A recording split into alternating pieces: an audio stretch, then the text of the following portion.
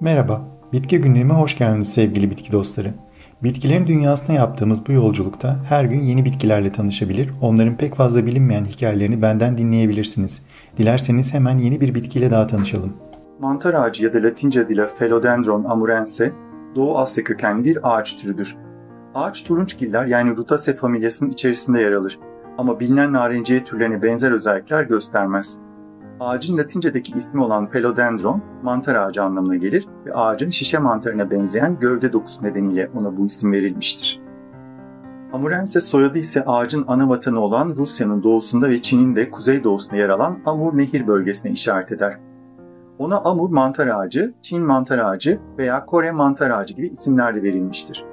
İlk kez 18. yüzyılda Alman botanik uzmanı Karl Peter Thunberg tarafından Çin ve Japonya seyahatleri sırasında gözlemlenen ağaç, bu şekilde botanik literatürüne girmiştir. Mantar ağacı soğuk kışların ve serin yazların yaşandığı iklimleri tercih eden bir soğuk iklim ağacıdır. Toprak konusunda seçici değildir.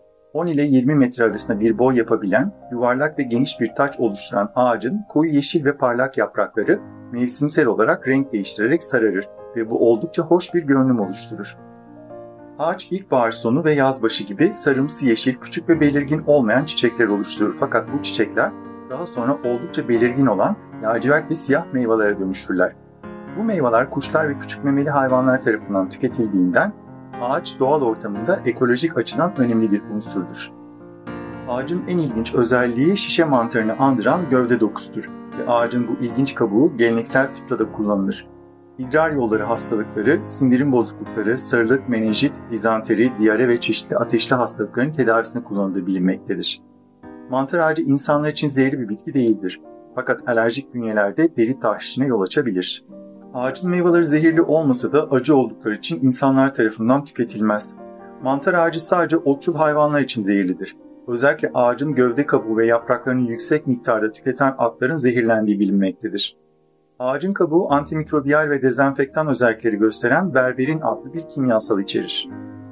Mantar ağacı şehir hayatına uygun, estetik açıdan hoş görünümlü ve hızlı büyüyen bir ağaç olduğu için sıklıkla park ve bahçelerde kullanılabilir.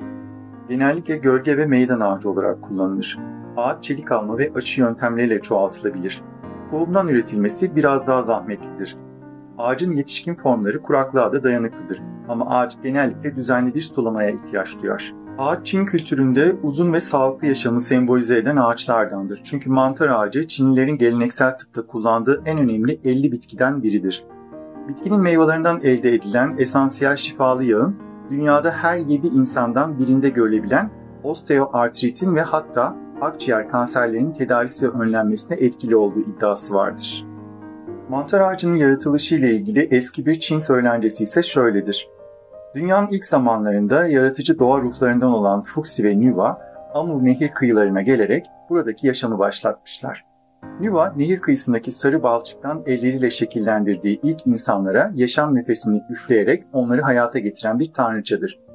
Fuxi ise tıpkı Nuwa gibi büyülü ve kutsal bir ejder görünümünde tasvir edilen, insanlara yazıyı ve felsefeyi, balık tutmayı ve hayvan yetiştirmeyi öğreten bir tanrıdır. İkisi bir arada Çin felsefesinin temelini oluşturan Yin ve Yang dengesini oluştururlar. Nuwa hiçbir bitkinin yetişmediği çorak topraklara üzüntüyle bakarak "Burada yaşam olmadan asla bir denge kurulamaz" demiş ve Fuxi bunun üzerine hemen yarattığı bir tohumu nemli toprağa gömerek sihirli sözcükler fısıldamış ve böylece daha önce hiçbir yerde görülmemiş uzun boylu ve kalın kabuklu bir ağaç hızla büyüyerek dallarıyla gökyüzüne uzanmış. Fuxi ona sarı servi ağacı anlamına gelen Huang Bai ismini vererek bu ağaç insanları hastalıklardan koruyup ruhlarını arındıracak demiş. Nuwa ise sevinçle bu ağaç kökleriyle toprağın derinliklerindeki yin enerjisiyle dallarıyla gökyüzündeki yang enerjisi arasında mükemmel bir denge oluşturacak diye eklemiş.